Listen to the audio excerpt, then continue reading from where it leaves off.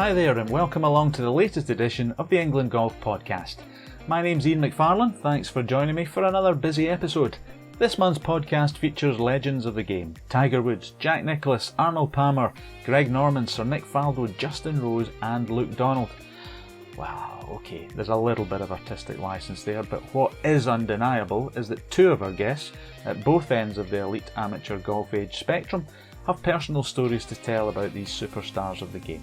Warden Bladen was new to the England Golf Senior Circuit this year, but is no rookie when it comes to playing with the game's icons. In a fascinating interview, the 1996 amateur champion tells us about swapping stories with Tiger at the Open, the truth behind him bailing out on Jack Nicklaus after 9 holes at Augusta, and why Arnold Palmer apologised to him during a chat on the 15th tee at the Masters.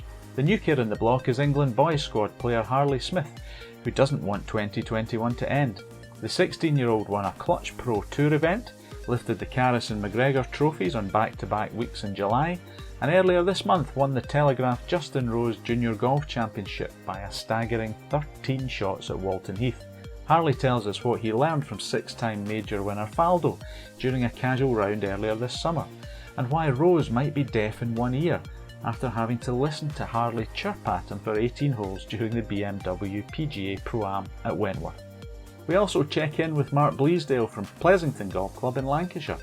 Mark has been at the sharp end of running a golf club during the pandemic and tells us about COVID and the impact on membership, communicating and connecting with members, and how England Golf are helping clubs make sure boom doesn't turn to bust with the help of the Membership Give It a Shot campaign and a raft of other assets to let clubs build for a stronger future. We'll also round up the latest news from in and around England Golf. But first up, let's hear from Warden Bladen.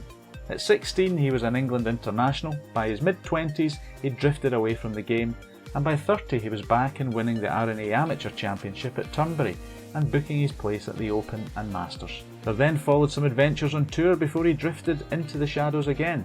Now at 55, Bladen is back, loving his amateur golf, and tells us why he wants an England seniors cap to round off his golfing life.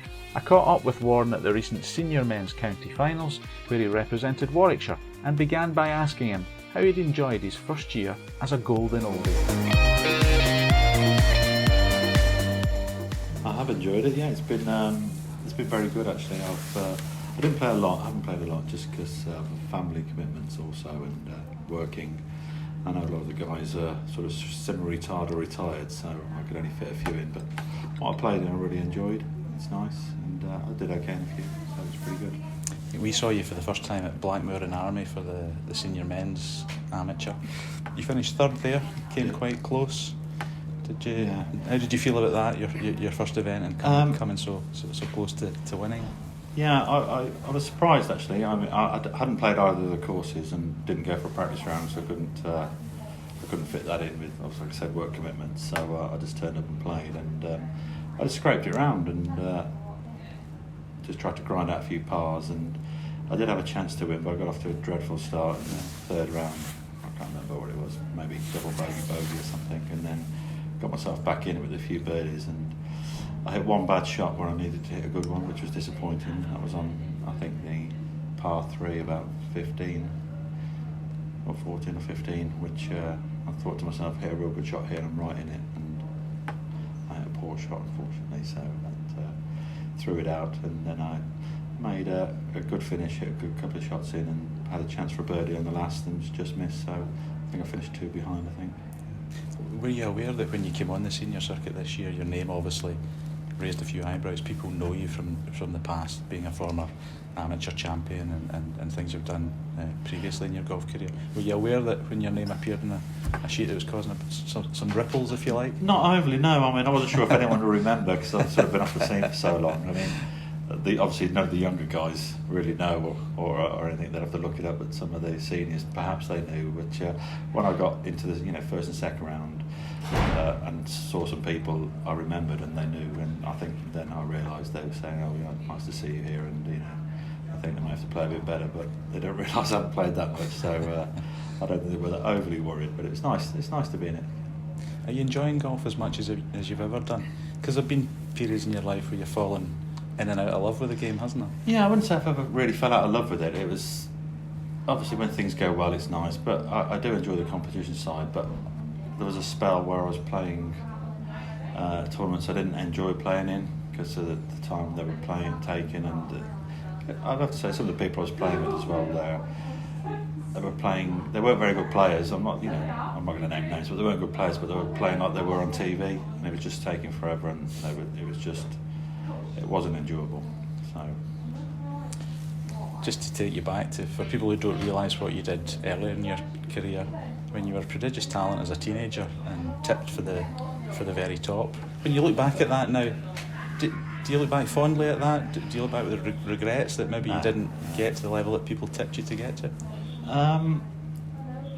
No, I don't, to be honest. I mean, I had some opportunities, and if I actually look at it and take time to look at it, I've achieved a lot that people haven't and won't do in their golf careers.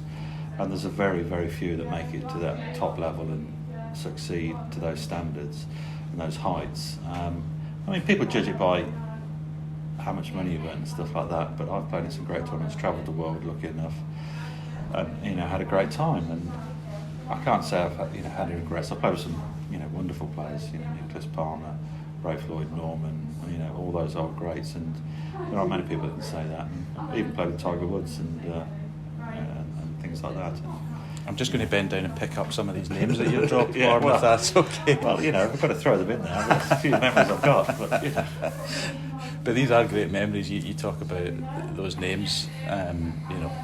Three of the greats that have ever played the game: Tiger Woods, Nicklaus, and Palmer. Yeah.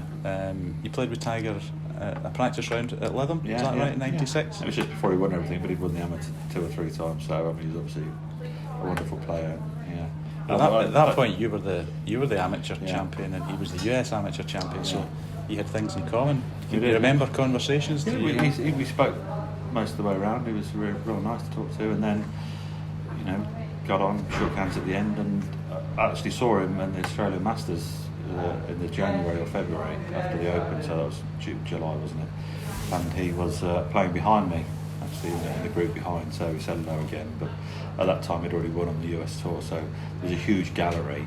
They were following him, but they were up seeing me play because I was the game in front, and I saw him behind. He kept hitting the ball like past where I'd hit it. So we said hello there and spoke again, so that was good. Yeah. And the other names you dropped, Nicklaus, Palmer, you came across them, didn't you? 97 Masters at Augusta when you were there as the amateur champion. Tell us the Nicklaus story, because I've heard various versions of this, that you played 9 holes and walked in, and people maybe can't understand why you didn't play 18 with Jack Nicklaus. I did only play 9, yeah. And people, the story's out there now, and it gets said many different ways, I assume, but it's not a malicious story. I mean, it was on the Wednesday afternoon, and I'd played, Sunday, Monday, and Tuesday perhaps, and I practiced on Wednesday, and I didn't really want to play that much, but I was on the putting green, and I think it's Steve Scott was the US amateur runner-up that year, and he was going out with Jack Nicklaus, and I was there, and Jack Nicklaus was there, and he said, "Oh, are you playing Warren?" And I said, "Oh, well, I wasn't planning on to." He said, "Oh, well, I'm going out with Mr. Nicklaus." I'm sure he said, "Mr. Nicklaus, do you want to join us as well?" I said, "Yeah, well, I'll go and ask him if he doesn't mind me playing," because it wasn't down booked. So he said, "Yeah, it'd be lovely to play with you." And so we teed off, and it was great. And he was telling us where to go and where the pins might be and where to miss and stuff like that. And Gareth Jenkins was caddy for me at the time. He's now works for the England Golf. Yeah. So we were playing around, and I started off okay, and he was being super helpful, and then I think I started to hit the ball not so great, and I wasn't really there. I wasn't really enjoying it, which sounds terrible, but I was playing with Jack Nicklaus, obviously the greatest golfer of all time, and I'm not saying I was thinking about myself. I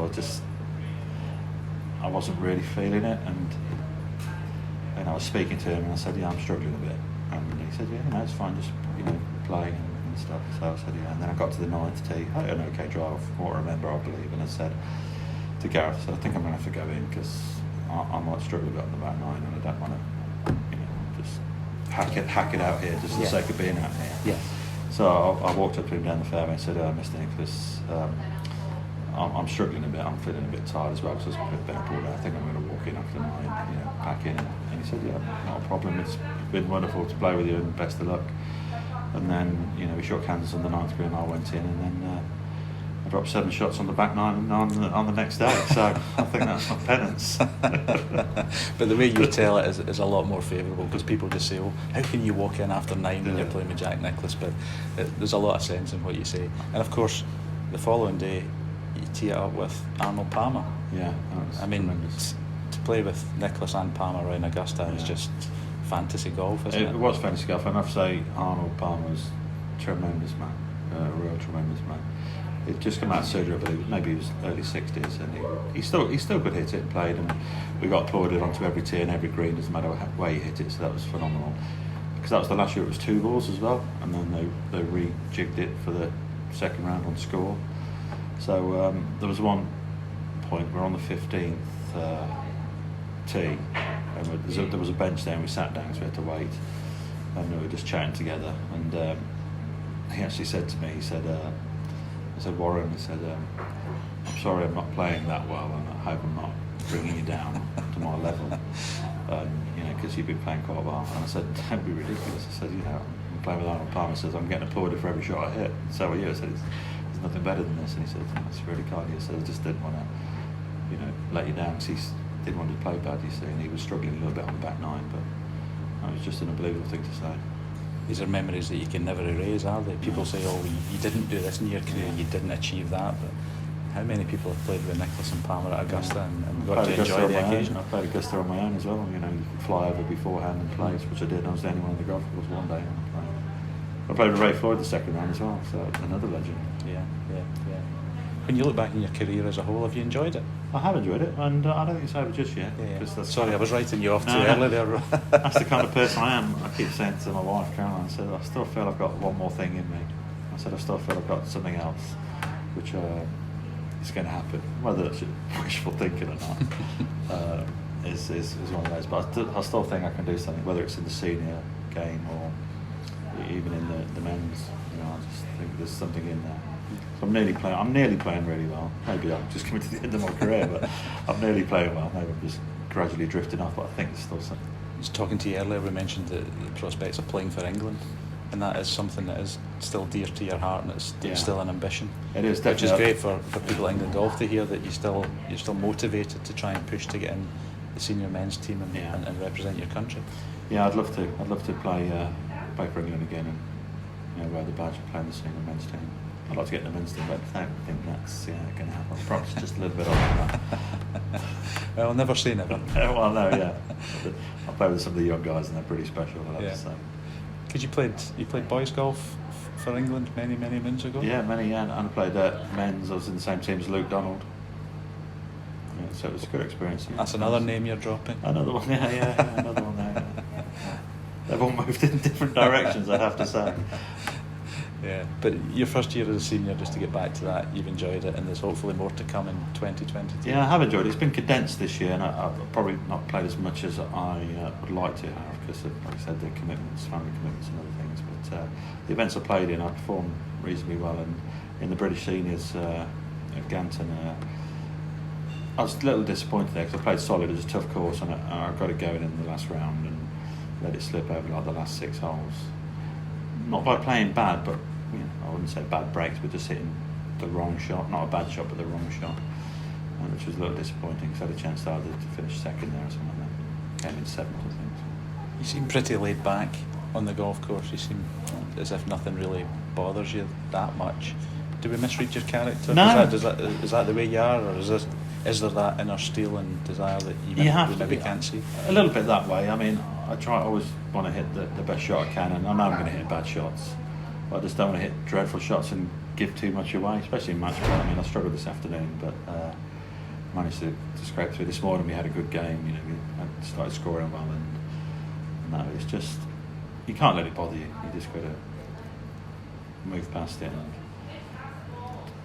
it's committing to the shots. That's the only thing I get frustrated about, because sometimes you have a bit of indecision, and I hit sometimes when I'm not ready, and I don't really hit the shot I should. I don't mind hitting the bad shots, but I like to strike them well. If they're offline, they're offline.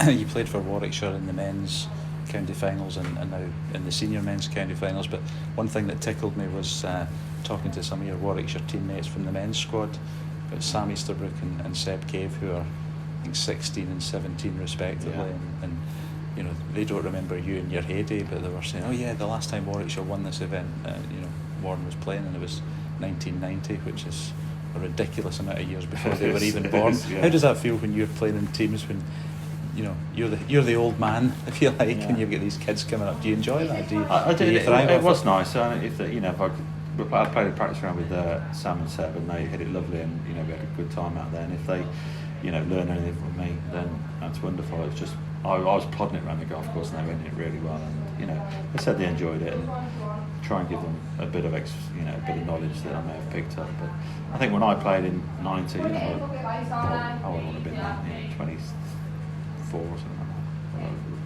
20. I think there was some older statesmen playing then as well, so it's nice to have the contrast. And I learned a bit from them, and I can pass it on. They're great. Good. Well, we've enjoyed having you at England Golf events this year, Ron, and look forward to more in 2022. Thank you very much. Yeah, I will play what I can and see how it goes.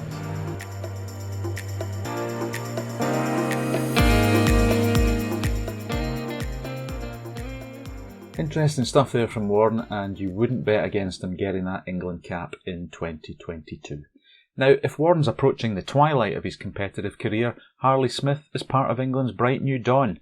The Essex teenager has scooped prizes galore in 2021, including a Clutch Pro Tour win at Prince's Golf Club, the English Under-16 and Under-18 titles, or the McGregor and Caris trophies as they are better known as, and the Justin Rose Telegraph Junior Championship.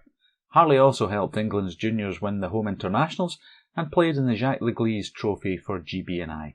At one point this summer I was speaking to Harley more than I was my own family, such was his prolific return on the golf course, and despite our chats over the summer, Harley was happy to talk again, to look back on his season, his meetings with two legends of the sport, his drive to add length to his game, and his ambitions for 2022.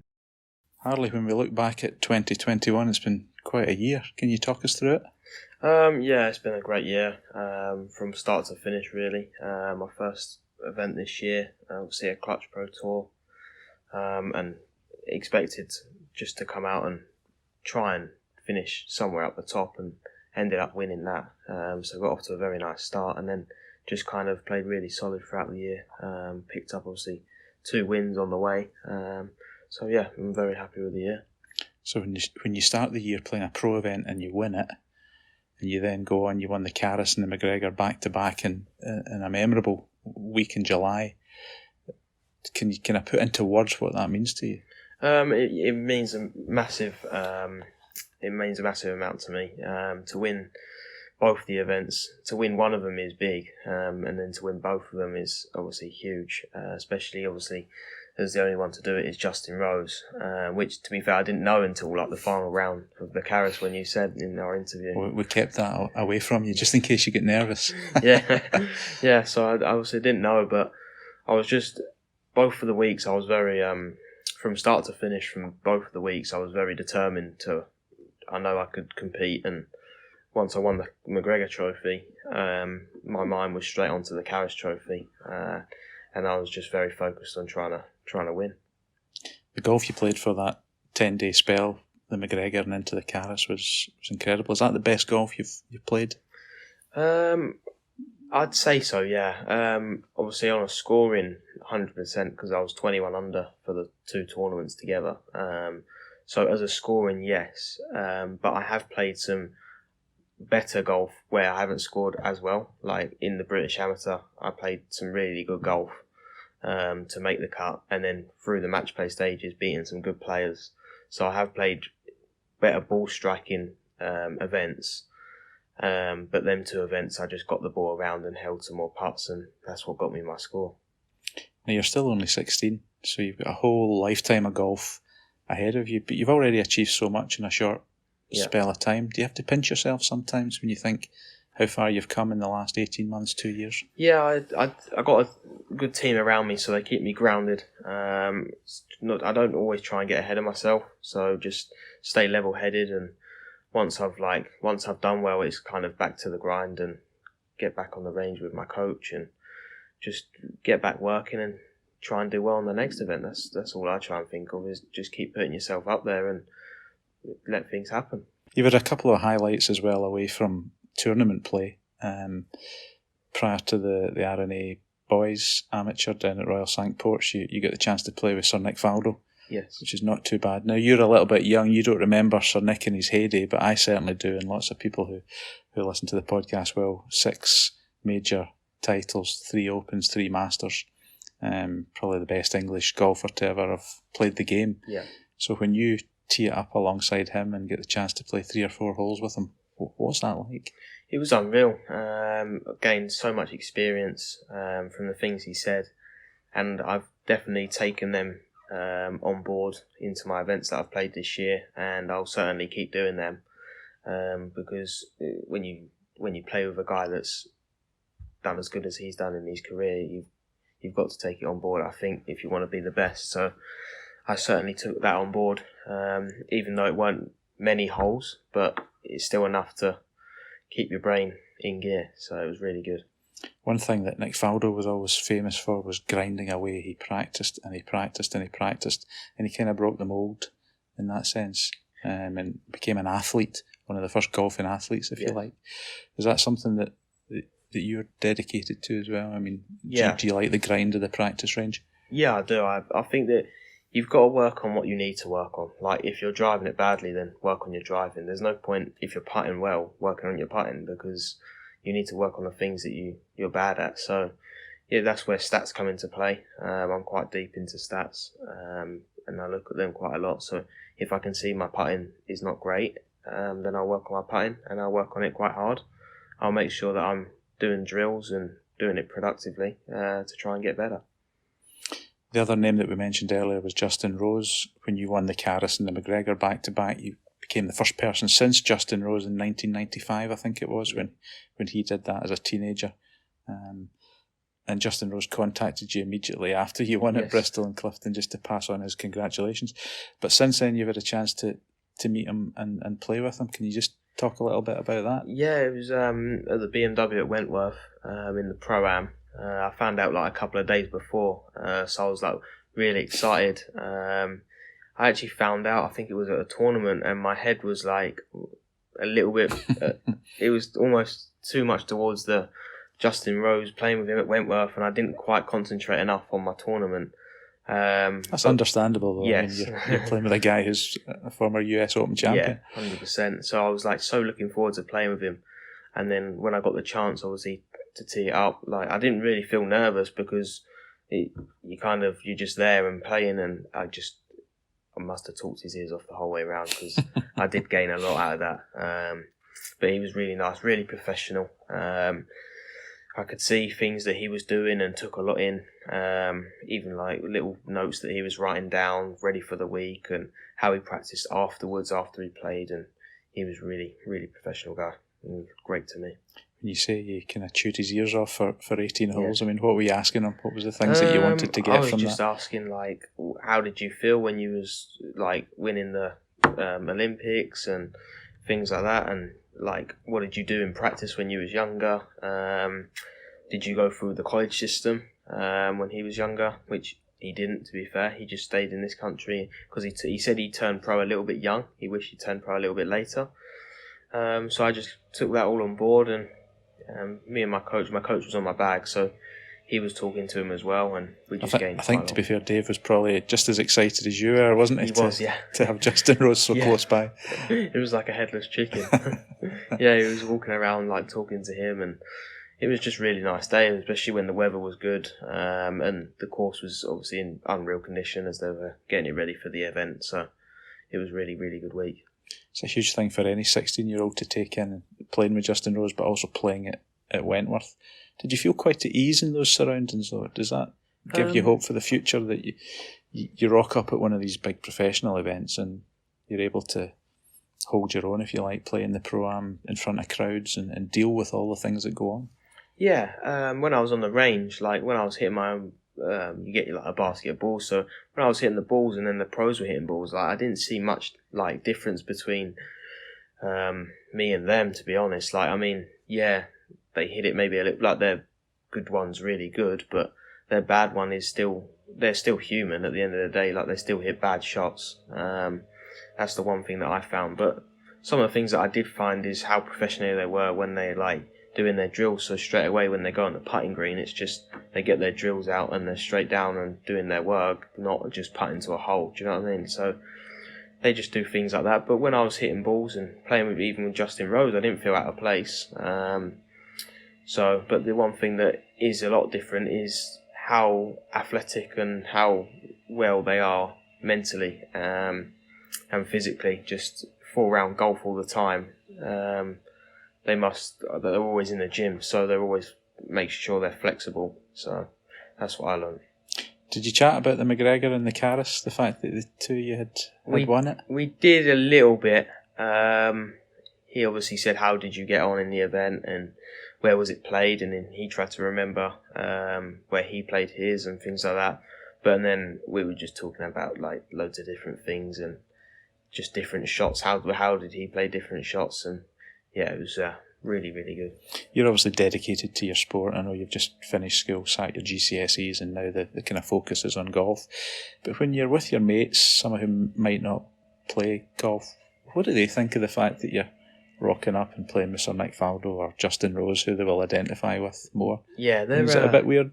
It is a little bit, yeah. Because like, sometimes I'm from Rayleigh in Essex, so that's where I play. And they're really nice to me. The guys there are unreal, and I've got a couple of swindles that I play with on a Saturday and a Sunday that they're really nice guys and I have a good crack. And when I come back from them 2 weeks, they were like, wow, how was it? And what did you learn? And what was he like? How did he play? And things like that. So it was really, really nice. And then you just got to play with them and enjoy it when you're playing with them. So sometimes I just take my mind off when I just play with my friends. I just take my mind off any score and things like that. I just play and just enjoy it.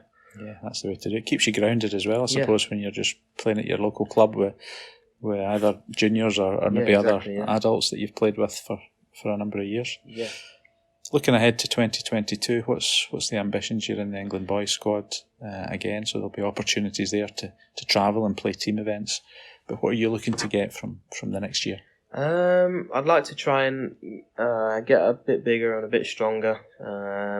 That's definitely one of my goals. My swing's in a pretty good place at the moment, so try and keep on top of that and just try and keep increasing my club head speed, because I think the more you can increase it at a young age, then that will put you in good stead for when you're older. It is obviously proven now that Bryson has done what he's done, that you can improve it when you get on tour and when you're older. But if you're younger and you improve it, then you're still going to have that when you're older. So I think that is a massive thing to try and improve, is club head speed and hitting it further, because it does give you a lot more opportunities to come in with lower clubs and get the ball closer. Just give us an example there. How far would you expect to hit a driver? Well, my stock one now, I carry it about 290 as a normal hit, 285, 290. But you need to be, I'd say, on tour carrying it over 315, I'd say, to be competitive in, like, because what's going to happen is that all the college people now, they're going to be the ones you're competing with, and they're hitting it 310, 315. So you're not going to be competing with, like, people on tour now, like Dustin Johnson, because he's quite an old guy now, isn't he, on tour? So he's like 35 on tour, where I'm going to be competing with people like Justin Thomas, who hit it 320, because he's going to be now 27 if I get on tour at that age. Yeah. So I'm going to be competing with them guys who still hit it fast. So I can't just live with like 280 carry, because then I wouldn't be able to win an event. So I've got to try and get that up to at least 320 to at least give myself a chance. I can only dream of 280 carry. That's my second shot carries past the 280. But that's most amateur golfers, but you're clearly not most amateur golfers. You've got a big career ahead of you. In terms of England as well next year, you get a taster for it this season with the home internationals. Yeah. There weren't many other events because of COVID rules, etc. But did you enjoy that team setup? Yeah, 100%. I really represent your country. Yeah. The whole week was unbelievable, really. Unfortunately, obviously with the COVID, what happened with the Wales team was a bit unfortunate, but it was really good to play some competitive golf. Obviously, we didn't have the greatest of weather against Scotland when we played Scotland, which was a bit of a shame. but we still played our games. And it does make you, when you play the games, obviously everyone wants to beat England, which is a good atmosphere really, because you know that they're against you and you're like, right then, let's go. So it is really good, and the whole team I thought done really well. Obviously the girls done really well as well. But yeah, we all done pretty good, and I'm really looking forward to trying to get into the team next year. And I think it's in Scotland next year, so it'd be nice to travel there and play. Good. Well, congratulations on 2021, an excellent year, and 2022 looks like being just as exciting, and we look forward to charting your progress here at England Golf. Yes, thank you.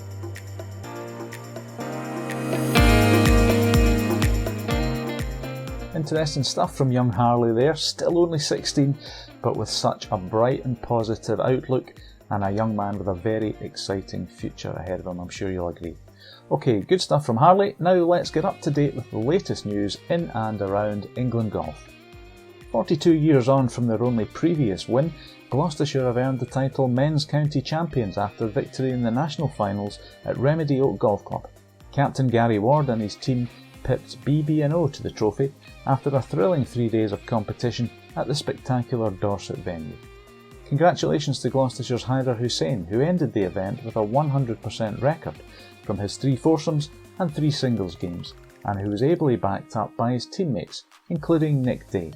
Redemption, I think, for 3 years ago, because I think we were a little bit hard done by when we lost to Yorkshire, the way it worked out with match points and that, but that was, that's class. In the senior men's county finals played at Grange Park Golf Club in St Helens, it proved to be a tournament to remember for Sussex. Rick Thomas's side are no longer the nearly men of senior men's county golf, their win ending a run of 3 straight runners-up finishes in this event.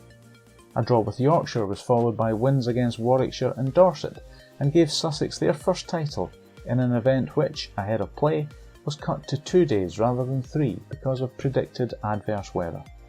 Steve Graham, a veteran of so many of Sussex's near misses, summed up what it meant to him and his county teammates. We've got a great bond. We're not just teammates, we're friends. Martin Galway, like me, he was playing men's golf. Andy Smith, we've all tried team qualifying. And it's the beauty of this particular game, it's a team game, you can't win it on your own. And as the Ryder Cup boys show, there's nothing better than winning a team. And we'll enjoy this moment. 3 members of the England girls and boys squads have enjoyed individual glory in recent weeks. 17-year-old Lottie Wood claimed victory at the Welsh Ladies Open with a 3-shot victory over Woodall Spa's Billy Joe Smith. Meanwhile, the Telegraph Justin Rose Junior Golf Championship held at Walton Heath was won by Harley Smith and Rachel Gourley. Harley shot a stunning 9 under par final round of 63 to win the boys' title by 13 shots, while Rachel's margin of victory in the girls' section was much tighter, the Arcot Hall golfer finishing just a single shot clear of friend and England teammate Lottie Wood. Well done to both winners, and also to Justin for his continued backing of an event that has remained dear to his heart ever since he won it way back in 1997. Staying with our juniors, the England boys squad has been named for 2022, with some familiar faces backed up by new arrivals. Harley Smith, Josh Berry, Josh Hill and Frank Kennedy remain from the 2021 selection and are joined by Seb Cave, Hugh Adams, Sam Easterbrook and Tyler Weaver. 4 US-based college players will represent England at November's Spirit International to be held at Whispering Pines Golf Club in Texas. Annabelle Fuller and Joe Pagden from the University of Florida, Oklahoma State's Kaylee McGinty, and Connor Goff playing out of the University of North Carolina will compete as a combined England team while also going in search of silverware in men's and women's team events as well as individual categories. The event takes place from the 4th to the 6th of November. And finally, England Golf has announced Bluefin Sport as an official partner, joining Adidas, Titleist and Performance 54 as key associates. Bluefin Sport will continue to offer peace of mind to affiliated golfers and iGolf subscribers through personal liability insurance as well as benefits via their MyGolf scheme, while also providing bespoke policies for golf clubs and other golfing associations. And that completes your quick trip around the England Golf newsroom.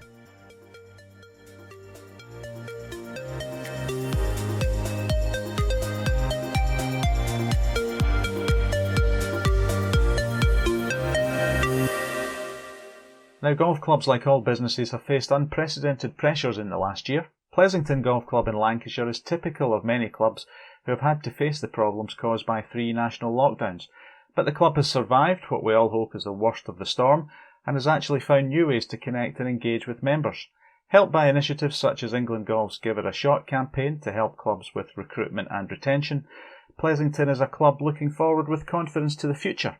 And here to talk a little bit about how the club has spoken to and crucially listened to members in the last year is Pleasington's General Manager, Mark Bliesdale. Mark, thanks for taking time to speak to us today. For those who don't know Pleasington as a venue, can you set the scene for us and just tell us a little bit about your club and its background? Yeah, so Pleasington was formed in 1891. We're a small village just on the outskirts of Blackburn. We've recently moved into a new phase with the club. We're doing a new business strategy called Good to Great, in which we are investing in the course and intend to do every hole on the course within the next 5 years. That's great, looking forward to the future, but as I touched on in the intro, Mark, the last 18 months have been tough for all businesses, and golf clubs are no exception. How has your club dealt with the struggles and the pressures of the pandemic, and how have you come out the other side? Well, right from the off, we spoke to the membership and we made it clear that we were a members club, and in such that the finances wouldn't allow us to maybe give back some of the membership money because the course was closed, or do anything like that really. And that was well received, really. Our membership really backed us for that, and I can't say enough how thankful we were for that. At the time, there were tough times. We were very worried. We were right in the middle of when the first lockdown started. Was our renewal was the 1st of April, so we were waiting on everybody to renew. It was such a scary time, really.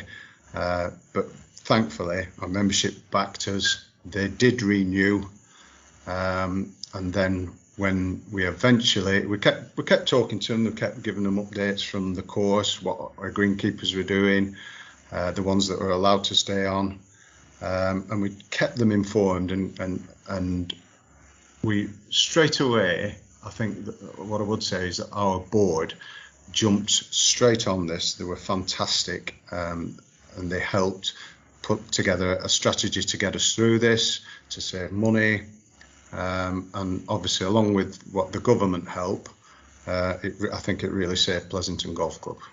Now, obviously, here at England Golf, we were obviously concerned about how the impact would be on golf clubs and golf club membership. And like most places, I'm sure your club is no exception, that when golf returned last May, there was this initial boom and people were desperate to play golf. Members were happy to get back out there, but there was also your independent golfers who wanted to find a place to play. And we launched the Give It a Shot campaign with various assets to help clubs, and I know your club was one that kind of picked up on this. How did you find that helped in the overall strategy? You obviously have your own policies, but how did this in some ways help supplement what you were doing at Pleasington? Yeah, so I only just joined the club probably 4 months prior to the first lockdown, and after auditing, where we were, where I felt we were, marketing wise and website wise, for England Golf to then offer help like this, it straight away for me. I needed a new website so that I could communicate with the golfers out there, tell them about all about Pleasington. So that's the first thing we did was we put together a package for the grant of, we wanted a new website, we wanted a better marketing suite with which we use is HubSpot, where we could put all our databases on and communicate with past visitors, opens and societies. So in getting that that help from England Golf and putting that together, it was a really good base for me to then talk to the wider world, tell them about Pleasington, and really get those visitors back in and back through the doors. What was your experience last year, Mark? I mean, do you have a waiting list at the club now, for example, for membership? Or do you have a high demand for tea times from societies, etc.? Yeah, so we had a waiting list after the first lockdown. We quickly filled and then started a waiting list. We took that through to renewal again on the 1st of April 2021 this year. That with the members that did leave, you always get people moving away, we were able to fill that very quickly with the waiting list, and still had people on the waiting list after that. We were able to reintroduce a joining fee. Pleasington used to have a joining fee way before my time, it was 10 years ago, but that was stopped to dwindling membership. But we were able to reintroduce that, and the hope that creates a bit more loyalty as well going forward, because people are investing in the future of the club as well, in their future of joining it. So yeah, it was a tough time, but the influx of golf, with golf being the first thing back, I think it's really helped. Part of the focus of the Give It a Shot campaign, Mark, as you know, was first of all recruitment, but once you've then got a golf club that is full, the next thing is to make sure that those members are happy and that they stay at the golf club, because as we all know, people maybe came to golf clubs last year for the first time, or after an absence of 10, 15 years, whatever it may be, and the key thing was to make sure that they were still hooked. Have you found various assets that have been made available to you useful in that respect? I know you perhaps attended some webinars on retention and how best to keep a membership happy once you've got them. Yeah, the England Golf webinars have been a real godsend for me. I've attended quite a few and actually watched a couple of them a few times because they were that good, and they helped me along that way. And they gave me some excellent ideas to take out to the membership. As Helen Searle, who's my Golf England rep, she's been fantastic. She's there whenever I need her, any questions and advice. She's been brilliant with that. So yeah, I mean, for me, especially somebody who's from outside the golf industry and before the last 2 years, it's been a real help to help me understand what's required. I think we've all come to appreciate, Mark, that communication is king in these times. You've got to be able to connect and engage with your membership, and never has that been more important than during the course of this pandemic. How have you been able to connect with your members? Because at the same point as you're dealing with renewals and trying to encourage people to come through the door, you're also embarking, what you touched on earlier, on redevelopment of the course, which can be problematic at the best of times because members don't like that tree being chopped down or that bunker being put where they used to land their drive every time they played. So how have you been able to communicate better with your membership, and has there been anything that's helped you down that path? Yeah, well, we put together a fantastic package of information for our Good to Great project, which included videos, digital flyovers of the course and what we wanted to do to it. We were in that Good to Great project. We were actually asking all of our members for an extra levy for each year for the next 5 years. And totaling, £750 each. So it's not something to be sniffed at. But we put together a really good package of information on what we wanted to do, what our business plan was for the club, how we wanted to make this club, which is a good club, and we did want to make it a great club. And we then actually went out to the membership so they could vote whether they wanted to do this Good to Great project or not. And 87% came back, voted positive, they wanted to go ahead with this. So it was a great mandate to have behind us. The membership was behind us. They were excited with the work that we are doing, we'd already done 3 holes as an example of what we could do and to prove ourselves. And the feedback from those was great. And the membership trusted us, trusted the board to go ahead with this, and it was really great to have all the membership behind us. So that really helped. On the communication side, I would like to say we are really good on the communication side. We at the moment, when we're doing another 3 holes, so each winter we're doing 3 holes. We close those holes. We tell everybody what we're doing with them. We show progress reports, including pictures and photographs, and every week, every Friday, we're sending those out, showing how it's coming on and what we've done this week. So it keeps everybody informed. It keeps them excited, even though that we're down to 15 holes.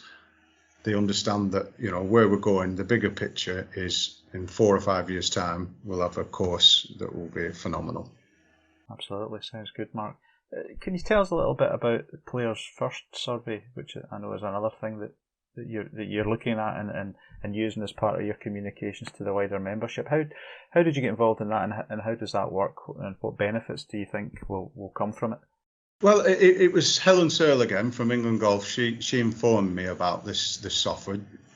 Every September we do one anyway. We used to use SurveyMonkey. And we'd done one the first year I started, and then last year we did it again, but it obviously with lockdown and it wasn't as good.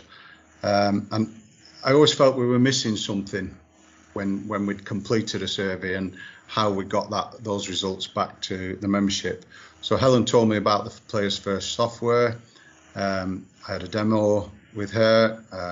It was just what I was looking for. We then rolled out our first survey within weeks. Helen helped me set that up. It was fantastic. We sent it out. We got a good feedback from it. We were well over 50% of the membership came back to us on that. And Helen then came back and we went through the results. There's a results suite in the Players First, and it brings everything together into different areas as well. So the course, the clubhouse, the board, you name it, the practice facilities. You got the members' opinion on those. Now, for me, as well as those questions that we were posing to them and they were answering, there was also the opportunity to put comments in on specific things that they felt they wanted to get off the chest or improved, or just said that they loved something. And that, to me, I'm going through that at the moment. I've got over 350 comments. I'm going through them, and in the next few months, I'm hopefully going back to the membership with some of the quick wins we can do for them to get to ease some of the fears or the problems. And for me, the Players First, it was absolute no-brainer. I've now rolled it out to guests as well, so which is another great feature. The club as well, Mark, have signed the Women in Golf Charter put forward by the RNA and supported by England Golf, and that really puts in place a kind of pledge to grow the women and girls game. How has that in some ways helped shape policy and actually put goals down that you have to now attain, rather than have some kind of woolly statement that you're pushing forward? The fact that you've actually got things like that in place to drive towards, how has that helped sharpen the focus, if you like? Yeah, it definitely has sharpened the focus. It was started by one of the board members, Andrew Buxton. He's not on the board anymore, but he did a fantastic job of getting that all on board at the club. He also started the Ladies Get Into Golf group that we have, and that has just snowballed and got better and better every year. Our professionals here support that brilliantly. Prior to that, we had an ageing lady membership, dwindling as well. But happily now, I've got over 45 ladies in the Ladies Get Into Golf group, We start a new group every year. There seems to be no end of interest on that. We're hoping that the first lot of those will now become full members next year. So we're really, really happy with how that has gone, and from what was a very dwindling, dying part of the golf club is now looking really rosy for the future. Excellent, Mark. Thanks for talking. Thanks for giving us an insight into what's happening at Pleasington. And yeah, although the last 18 months is not something you would wish to repeat, it seems as if you're very close to coming out the other end with lots of positive things. So thanks for your time, Mark. And if your club is interested in learning more about what support is available to them from England Golf, then you can look at our club support page on the website or get in touch with your local England Golf club support officer. Helen Searle has helped Mark and Pleasington out, and there's plenty other people like Helen willing to help. And all their contact details can be found in the club support drop-down menu on our website.